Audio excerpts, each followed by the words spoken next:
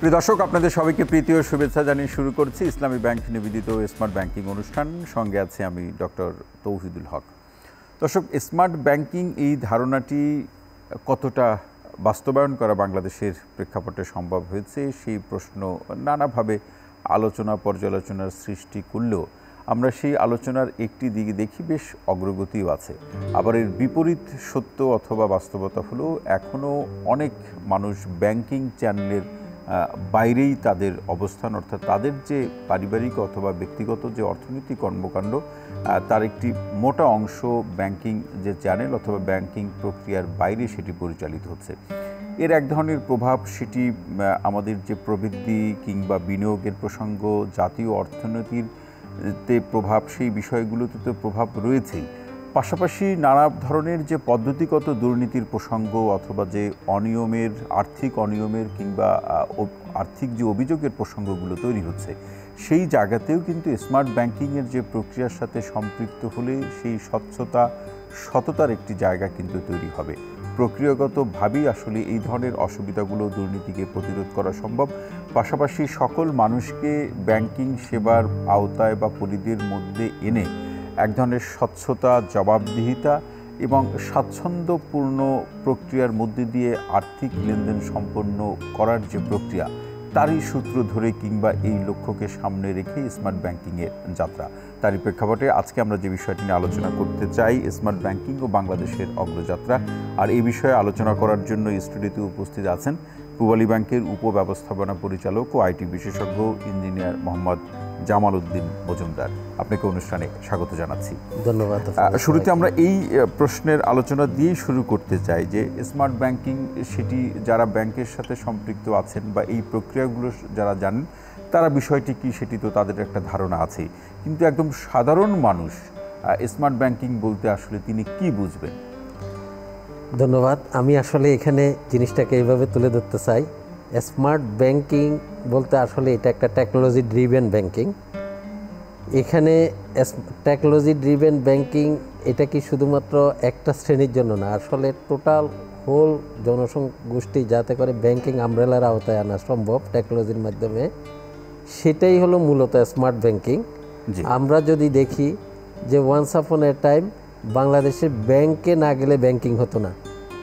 একজন গ্রাহক ছিল একটা ব্রাঞ্চের গ্রাহক, ওই ব্যাংকেরও গ্রাহক না, ওই ব্রাঞ্চে না গেলে তার ট্রানজ্যাকশান, তার লেনদেন করা তার পক্ষে সম্ভব হতো না।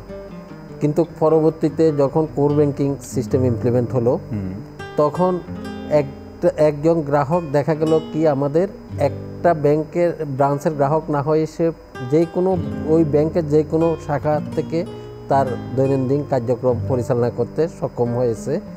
এতে করে সে একটা ব্যাংকের গ্রাহকে পরিণত হয়েছে। পরবর্তী ফেজে যদি আমরা দেখি যে বাংলাদেশ ব্যাংক থেকে যুগান্তকারী যে পদক্ষেপ নেওয়া হয়েছে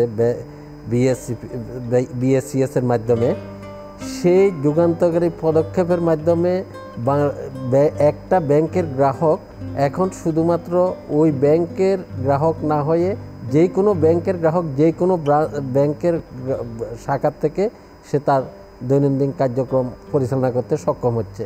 তো এইভাবে স্মার্ট ব্যাংকিংয়ের আসলে আস্তে আস্তে গ্র্যাজুয়ালি পরবর্তীতে একদম আমাদের যে এজেন্ট ব্যাংকিং, এমএফএস এবং সর্বোপরি আমাদের যে কেওয়াইসি সর্বশেষ যে সংযোজন, যেটা কেওয়াইসি বা সর্বশেষ সংযোজন, কেওয়াইসির মাধ্যমে একজন গ্রাহককে এক সময় দেখা যেত অ্যাকাউন্ট ওপেন করার জন্য হলেও তাকে অন্তত একবারের জন্য ব্যাংকে যেতে হতো, কিন্তু কেওয়াইসি প্রবর্তনের মাধ্যমে এখন আর কোনো গ্রাহককে একেবারে জীবনে কোনোদিন ব্যাংকে না গিয়েও সে একটা ব্যাংকে যেখানে আছেন সেখানে বসে তার অ্যাকাউন্টটা করতে, অ্যাকাউন্ট ওপেনটা লেনদেন থেকে শুরু করে অন্যান্য আর্থিক কর্মকাণ্ড সব কার্যক্রম সে করতে। বাংলাদেশের যে অগ্রগতির যে প্রসঙ্গ, এই আলোচনাটি এখনো মানে খুব ঘুরে ফিরে মোটা দাগে সে আলোচনাটি হয় জামাল উদ্দিন মজুমদার, সেটি হচ্ছে যে অনেক মানুষ অর্থাৎ অর্ধেকেরও বেশি মানুষ এখনও ব্যাংকিং চ্যানেল বা ব্যাংকিং প্রক্রিয়ার বাইরে।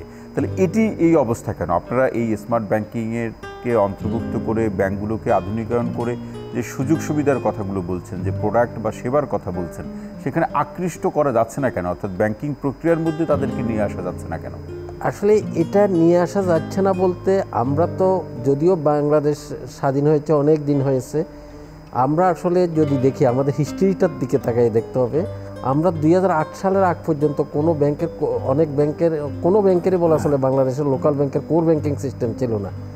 মূলত কোর ব্যাংকিং সিস্টেমটা 2008-এর 6-7 থেকে আস্তে আস্তে শুরু হয়েছে এবং 2008-এ এসে সবগুলা সরকারি বেসরকারি সব ব্যাংকে কোর ব্যাংকিং সিস্টেম ইমপ্লিমেন্ট করা হয়। পরবর্তীতে যে সমস্ত পদক্ষেপগুলো, ইভেন তখন যদি দেখা হতো যে ব্যাংকিং চ্যানেলে হয়তো দেখা যেত 10 থেকে 12%-এর বেশি লোক ব্যাংকিং চ্যানেলের ভিতরে ছিল না। এখন বর্তমানে যেটা 25%-এ এসেছে। আমাদের বিশেষ করে বাংলাদেশ ব্যাংক এবং আমাদের সরকারের পক্ষ থেকে যে সমস্ত ইনিশিয়েটিভগুলো নেওয়া হয়েছে, যুগান্তকারী ইনিশিয়েটিভ, সেই ইনিশিয়েটিভগুলোর জন্য আজকে এজেন্ট ব্যাংকিংয়ের মাধ্যমে পাড়া প্রত্যন্ত অঞ্চলে যেখানে অনেক ক্ষেত্রে দেখা যাচ্ছে যে বিদ্যুৎ পর্যন্ত পৌঁছায় নাই, সেখানে কিন্তু সোলার প্যানেল দিয়ে ব্যাংকিং সেবা মানুষের দোরগোড়ায় তার ঘরের কাছে ব্যাংকিং সেবাটাকে নিয়ে যাওয়া। কোর ব্যাংকিং সিস্টেমের কথা বলছিলেন, যা একেবারে যদি খুব সরল ভাবে যদি আপনার কাছ থেকে শুনতে চাই যে কোর ব্যাংকিং সিস্টেমটা বলতে আপনারা কি বুঝেন বা আমরা কি বুঝবো, গ্রাহক পর্যায়ে আমরা কি বুঝবো? কোর ব্যাংকিং সিস্টেম বলতে একজন গ্রাহক যখন কোনো ব্যাংকে তার একটা হিসাব খোলে, সেই হিসাবের এগেনস্টে তার যে সমস্ত ট্রানজেকশনগুলো প্রসেস হয়, এই প্রসেস ইঞ্জিনটাকে আমরা একদম সহজভাবে বলতে পারি যে একটা গাড়ি চালানোর জন্য যেরকম একটা ইঞ্জিন দরকার, একটা ব্যাংকিং অপারেশন চালানোর জন্য এরকম একটা ইঞ্জিন দরকার। যে ইঞ্জিনটা একসময় ছিল ম্যানুয়াল লেজার বেসড, এখন এটা অটোমেটেড হয়ে গিয়েছে জাস্ট ইলেকট্রনিক্স ইয়েতে কম্পিউটারের মাধ্যমে, এই সার্ভারের মাধ্যমে এই ট্রানজেকশনটা, এটা সাধারণভাবে আমরা এইভাবে এটাকে ব্যাখ্যা করতে পারি। আমরা একটা বিরতিতে যাব, তার আগে জামালউদ্দিন মজুমদার ভাই আপনার কাছে প্রশ্নটি রেখে যায়। স্মার্ট ব্যাংকিংয়ের সুবিধার প্রসঙ্গটি যেরকম আপনি বিশ্লেষণ করলেন, তুলে ধরলেন, বাংলাদেশের অগ্রযাত্রা কি, কতটুকু বাংলাদেশ এগোতে পারলো সেটি উপস্থাপন করলেন, পাশাপাশি এর কিছু চ্যালেঞ্জের কথাও অনেকে বলার চেষ্টা করেন গ্রাহক পর্যায় থেকে, কিংবা যারা এই ব্যাংক সেক্টরে যারা বিশেষজ্ঞ পর্যায়ে কাজ করেন, আপনিও সেই পর্যায়েরই একজন, নীতি নির্ধারণী পর্যায়ের একজন। তো আমরা একটু বিরতির পরে অসুবিধা ঠিক না, চ্যালেঞ্জগুলো যেগুলো আছে সেগুলোকে আরও কীভাবে ওভারকাম করা যায় সেই ক্ষেত্রে ভাবনাও বা আপনাদের কি, সেই বিষয়টি নিয়ে আলোচনা করব, তবে বিরতির পর। প্রিয় দর্শক, আপনারা দেখছেন ইসলামী ব্যাংক নিবেদিত স্মার্ট ব্যাংকিং অনুষ্ঠান। ছোট্ট বিরতির শেষে আবারও ফিরছি, সঙ্গেই থাকুন।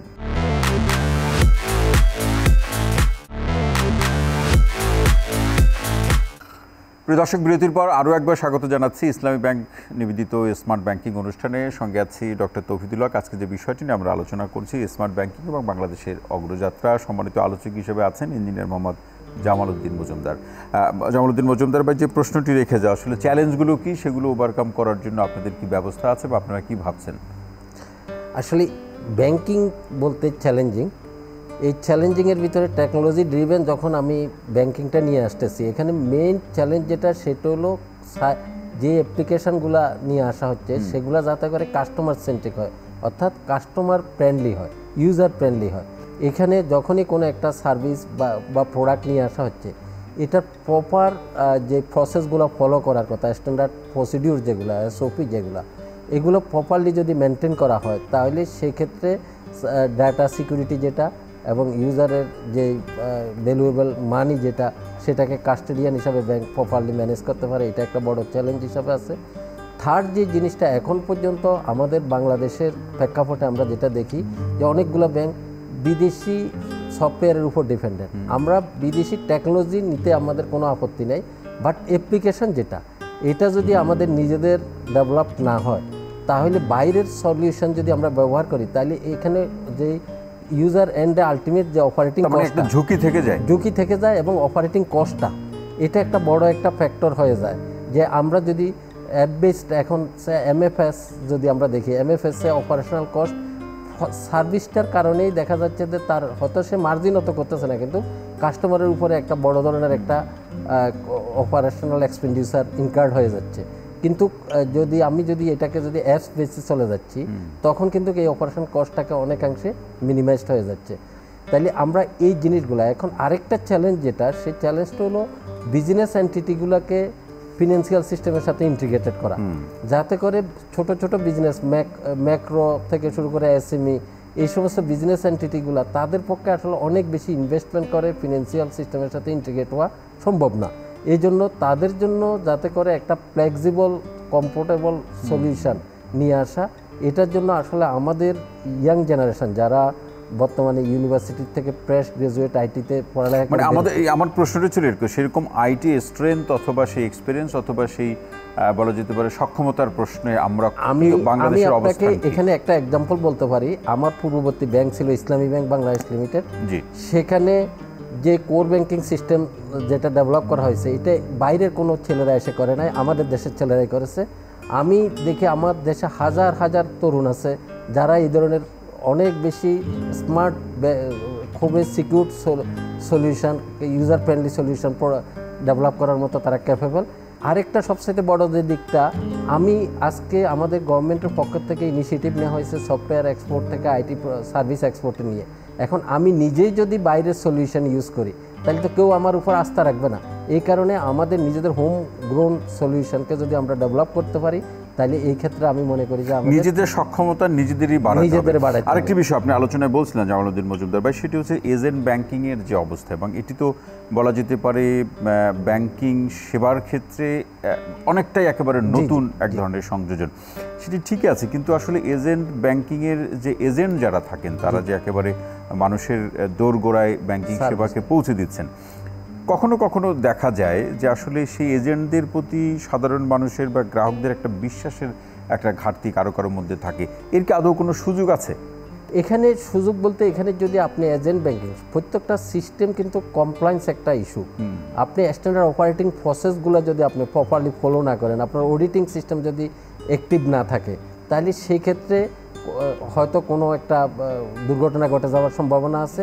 আমি যেটা দেখি বাংলাদেশে যারা এজেন্ট ব্যাংকিংয়ে যে সমস্ত ব্যাংকগুলো আগে এসেছে তারা সবাই ভালো করতেছে, এবং এখানে যে সমস্ত ইনসিডেন্ট ঘটছে এটা খুবই বলা চলে আনকাউন্টেবল, যে প্রতিদিন যে ট্রানজেকশন যেটা হয় প্রতিদিন, আপনি বিশেষ করে আমাদের এখন ফরেন রেমিটেন্স, এই ফরেন রেমিটেন্স যদি এজেন্ট ব্যাংকিং নেটওয়ার্ক যদি বিল্ড আপ না হতো তাহলে হয়তো ইনপ্রপার চ্যানেলে অনেক হিউজ একটা অংশ থেকে যেত। কিন্তু শুরুর দিকে এজেন্ট ব্যাংকিংয়ের যে ইনসিডেন্টসগুলো বলুন অথবা প্রফেশনাল অ্যাক্সিডেন্ট যেভাবে আমরা বলি, সেগুলো প্রাথমিক পর্যায়ে যে অবস্থা ছিল এখন তো নিশ্চয়ই সেই অবস্থা এখন অনেক ম্যাচিউর এবং গ্রাহকের আস্থার জায়গাটি কতটা বেড়েছে? গ্রাহকের আস্থার জায়গা অবশ্যই পেয়েছে। আমি এমনও অনেক ব্যাংকের এজেন্ট ব্যাংকিং আর ডিপোজিটের পরিমাণ, আমি এখানে নামটা না বলতে চাচ্ছি না, কিন্তু ডিপোজিটের পরিমাণ অনেক ছোট ব্যাংকের, ছোট ব্যাংক বলবো না, মিড লেভেল ব্যাংকের থেকেও তার ডিপোজিটের পরিমাণ বেশি। ইনভেস্টমেন্টও প্রায় তারা আগে আসতেছে, যদিও ইনভেস্টমেন্টের দিক থেকে কিছুটা আস্তে আস্তে তারা মুভ ফরওয়ার্ড করতেছে, কিন্তু ডিপোজিট, বিশেষ করে ডিপোজিট ফরেন রেমিটেন্স, এটা অনেক বড় বড় অনেক মাঝারি সাইজের ব্যাংকের থেকেও এদের সংখ্যা। তার মানে মোদ্দা কথা হলো জামালউদ্দিন মজুমদার ভাই, যে আসলে এজেন্ট ব্যাংকিংয়ের যারা এজেন্ট আর কি, তাদের উপরে গ্রাহকরা আস্থা রাখতে পারে, কারণ একটি ব্যাংক যখন কোথাও এজেন্ট একটি ব্যাংকিংয়ের এই সুযোগটি দেওয়া হয়, সেই মূল ব্যাংকটি নানাভাবে যাচাই বাছাই করেই সেই ব্যক্তির সক্ষমতা যাচাই করি, পরীক্ষা নিরীক্ষা করি তাকে দেওয়া হয়। অবশ্যই। আর এখানে এজেন্ট ব্যাংকিং আরেকটু বলে রাখি, এজেন্ট ব্যাংকিং টোটালি হলো প্রিপেড ব্যাংকিং। যিনি এজেন্ট উনি কিন্তু যখনই কোনো ক্যাশ রিসিভ করতেছে সাথে সাথে কিন্তু এজেন্টের অ্যাকাউন্ট থেকে টাকাটা ডেবিট হয়ে ব্যাংক কাস্টমারের অ্যাকাউন্টে চলে যায়, হ্যাঁ সাথে সাথে নোটিফিকেশন চলে যায় এবং তার অ্যাকাউন্টে টাকাটা ক্রেডিট হয়ে যাচ্ছে। এখানে এখন কেউ যদি এই প্রসেস ফলো না করে যদি এজেন্ট ব্যাংকিং করে তাহলে সেই ক্ষেত্রে তো সমস্যা হতেই পারে। কিন্তু ব্যাংক থেকে যেগুলো অনুমোদন দেওয়া হয় সেক্ষেত্রে এই ধরনের অসুবিধা হওয়ার কোনো সুযোগ নেই। অসংখ্য ধন্যবাদ। আবার একটি বিরতিতে যেতে হবে। আমি প্রশ্নটি রেখে যাই যে স্মার্ট ব্যাংকিংয়ের যে ক্ষেত্রে বাংলাদেশের যে অগ্রগতি এবং যে ধাপগুলো, যে সেবাগুলো, যে প্রক্রিয়াগুলো আপনারা শুরু করেছেন, সেটি তো এখন সময়ের প্রেক্ষাপটে সেটি হয়েছে এবং বৈশ্বিকভাবেও ব্যাংকিং কার্যক্রমে অনেক গতিশীলতা তৈরি হয়েছে। এই পরবর্তী যে প্রক্রিয়াগুলো নিয়ে অথবা যে ধাপগুলো নিয়ে আপনারা ভাবছেন, নিশ্চয়ই আপনাদের ভাবনায় তো সেই প্রক্রিয়াগুলো আছে, সেগুলো কি এবং সেগুলোর মাধ্যমে কিভাবে গ্রাহকরা সুবিধা পাবেন, জাতীয় অর্থনীতিতেও বা কতটা সেটি ভূমিকা রাখবে, এই প্রশ্নটি রেখে যাচ্ছি। বিরতি থেকে ফিরে এসে শুনব। প্রিয় দর্শক, আপনারা দেখছেন ইসলামী ব্যাংক নিবেদিত স্মার্ট ব্যাংকিং অনুষ্ঠান। ছোট্ট বিরতির শেষে আবারও ফিরছি, সঙ্গেই থাকুন।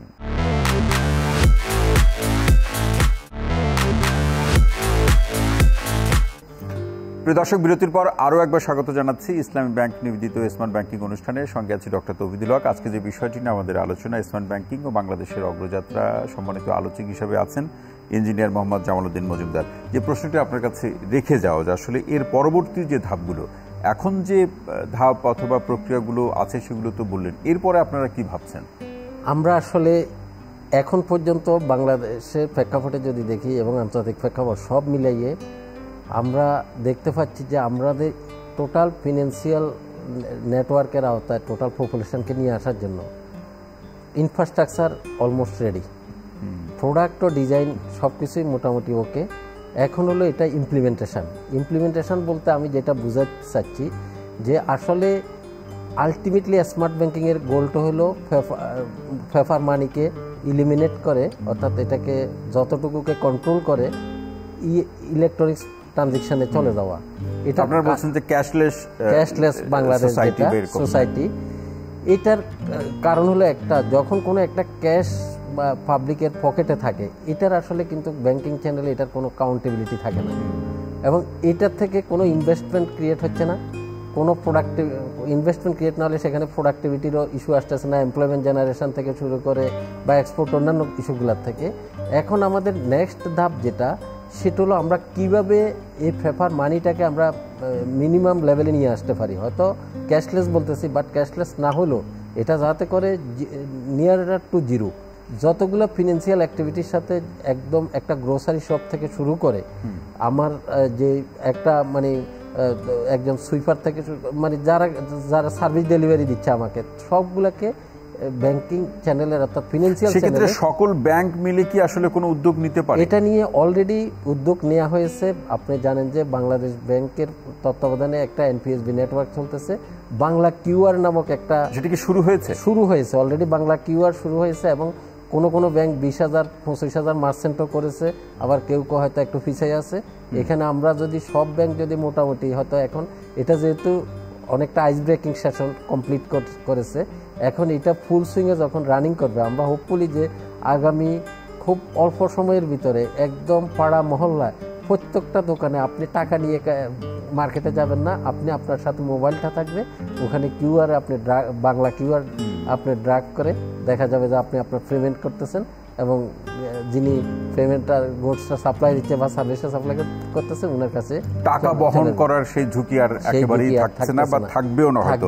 এবং পাশাপাশি আইটি বেসড এই যে ব্যাংকিং যে সেবাগুলো, এবং এটি অর্থনীতিতে বা কি ধরনের ভূমিকা? এটা অর্থনীতিতে আমি আপনাকে যদি একটা সিম্পল একটা আইটি বেসড ইয়েগুলা, আমি আজকের পত্রিকাতে আপনারা দেখেছেন যে বাংলাদেশে এখন প্রায় 5.2 বিলিয়ন ই কমার্স ট্রানজেকশন হয় শুধুমাত্র এটা টাকার, এই যে ই কমার্স ট্রানজেকশনটা, এবং এখানে প্রায় 3 লক্ষের মতো ডাইরেক্ট ই কমার্সে মার্চেন্ট জড়িত এবং 2 লক্ষের মতো পার্ট টাইম মার্চেন্ট জড়িত।